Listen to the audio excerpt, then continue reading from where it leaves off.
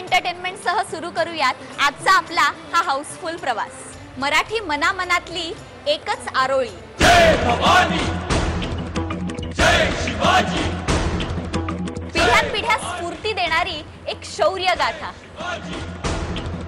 जय जय जय जय भवानी, जय जय जय जय शिवाजी, जय जय जय जय भवानी, जय जय जय जय शिवाजी। पण या रक्तरंजित शौर्य कथे पलीकडला हा पुरोगामी जाणता राजा कोणी पाहिलाय का?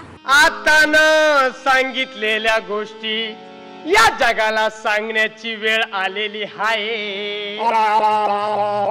रंगमाळा सादर करीत आहे संभाजी भगत यांच्या संकल्पनेवर आधारित राजकुमार तांगडे लिखित आणि नंदू माधव दिग्दर्शित शिवाजी अंडरग्राउंड इन भीमनगर मोहल्ला। पृथ्वी तलावरच्या मनुष्य प्राण्यांनी अरे माझं जगणं मुश्किल केलंय ग। अगं काय त्यांच्या त्या लढाया, काय त्यांचे ते दंगे, अरे अरे अरे अरे सकाळी ताशी 5000 माणसं मी असे घेऊन येत होतो, असे। इंद्रदेव कॉलिंग। अगं आता तर ड्रॉप करून आलो त्यांना।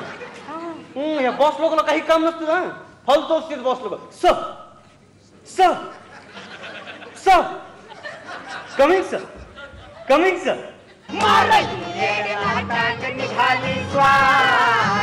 देवाच्या दारी देवाच्या दारी।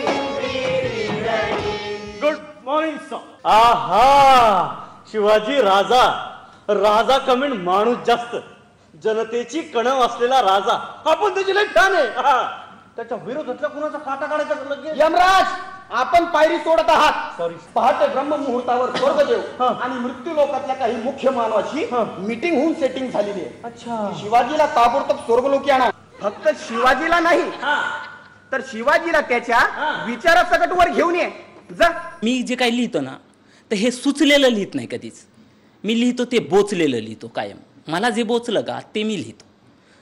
तर हा विषय पण मला बऱ्याच दिवसांनी वाटायचं की शिवाजी महाराजांवर नाटक का नाहीत करीत कोणी, कोणालाच का नाही वाटलं की शिवाजी महाराजांचं जे काही पुरोगामी रूप आहे ते समाजासमोर आणायला पाहिजे, हे का नाही वाटलं याच्यावर मला पहिलं आश्चर्य वाटतं।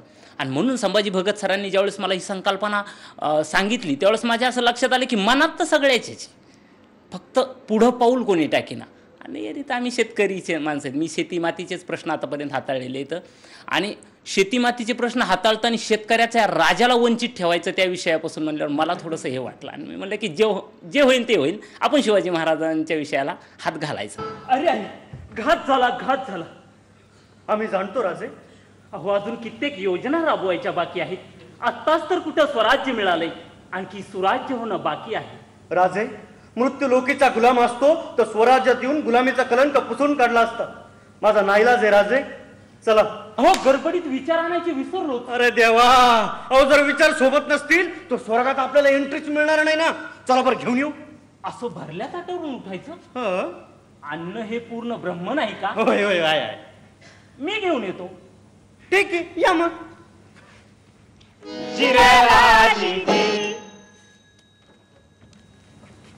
यमराज, हे काय जामीन। अहो राजे, तुमच्यावर 100% विश्वास आहे आणि मी तुमचा फॅन आहे।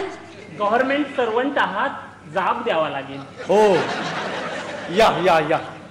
जो शिवाजी मला भावला, माझ्या अभ्यासातून जो मला दिसला तो मला कुठे दिसत नव्हता। आणि त्या प्रक्रियेमध्ये राजाभाऊ मला भेटले आणि राजाभाऊसुद्धा त्याच ह्यांनी आश्वस्त होते।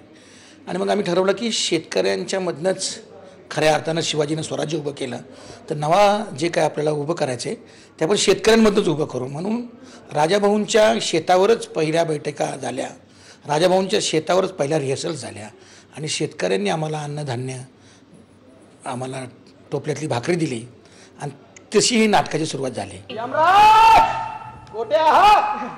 शिवाजीला घेऊन निघालात ना? हे काय निघालोच आहे, अर्ध्या वाटेपर्यंत पोहोचलोय। शिवाजी आपले विचार पृथ्वी तलावर विसरले। काय? शिवाजी आपले विचार पृथ्वी तलावर विसरले, ते आणण्यासाठी खाली गेले, ते आले की लगेच पोहोचतो। अरे अरे अरे अरे, असा कसा तोंडा त्या? चिंता नसावी राजे, अहो जामीन म्हणून जिरेटोप दिला त्यांनी। काय?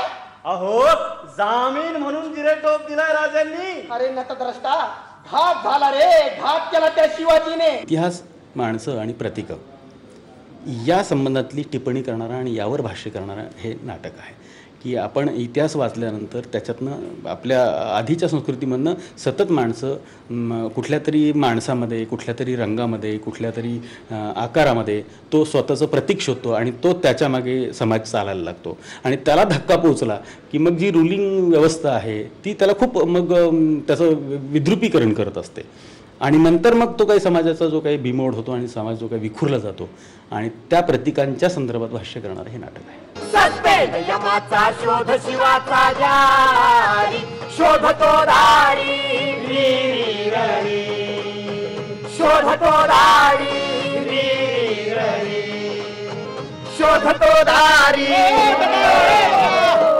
गोंधळी बुवा, जाहिरात आली का लाईन गेली? लाईन याच्या मोरली लाईन माहित नाही. हा ती शोधावी लागन. शोधावी लागल, ते काम तुमचं. पुढे सांगा यमाचं काय झालं ते. आणि शिवाजी महाराजांनी काय केलंय महिलांविषयी आणि काय आहे याचा एक थोडासा कॅरेक्टर वाईज आणि नाटकात विषय मांडण्याला मदत झाली आणि हे कॅरेक्टर सकारात्मक खूप आहे आणि जे सत्य आहे त्याकडे घेऊन जाणारं हे कॅरेक्टर आहे. शिवाजी महाराजांचं जे चित्र आतापर्यंत आहे वाचण्यात की अफजल खानाचा वध आणि शाहिस्ते खानाची फजिती याच्या पलीकडे दुसरं काही नाही, तर नाटक बघून किमान पुढे शिवाजीच्या अभ्यासाला लोक लागतील. हे नाटकच मुळात मी ज्यावेळेस सगळ्या आमच्या टीमला विचारलं होतं जाम समर्थवाले की बाबा हे नाटक कसं आहे, तर ते म्हणे आमच्यासाठी नाटक नसून ही एक चळवळ आहे. मी साहेबांना अशी विनंती करतो की त्यांनी या पक्ष प्रवेशाच्या निमित्ताने अक्काला पक्षाचं बोधचिन्ह देऊन त्यांचा सत्कार करावा. जय जय जय जय जय भवानी, जय जय जय जय जय शिवाजी, जय भवानी, जय शिवाजी. गोट्या इकडे बडबड बस. याचं काय करायचंय? आधी मॅनकरण सांभाळून ठेव. शिवाजी महाराजांचं कार्य पक्षाच्या वतीनं जेवढं पुढे नेता येईल तेवढं पुढे नेण्याचा प्रयत्न करू. थोडक्यात शिवजयंती निमित्त लावणीचे कार्यक्रम ठेवू. खरं तर शिवाजी महाराज म्हणलं तर कोथळा बोटाच्या पलीकडचे आणि ते जर बघायचे असतील तर आवर्जून येऊन नाटक बघायला काहीच हरकत नाही. कर्तृत्वाची ओळख नसणाऱ्यांना धर्माची ओळख सोयीची वाटते, पण महाराजांना कर्तृत्वाची ओळख इतकी आहे की इतरांनी स्वतःचं नाव जोडून लुटून देखील ती कमी झाली नाही. महाराजांना धर्माची नाही, उलट धर्माला मोठं होण्यासाठी महाराजांची गरज भासली. नाटकाची 150हून अधिक वर्षांची परंपरा तळागाळात कायम ठेवत पुरोगामी विचारांसह आपल्या मातीचा सुगंध कायम राखणाऱ्या या तरुण रंगकर्मींना आपण शुभेच्छा देऊयात.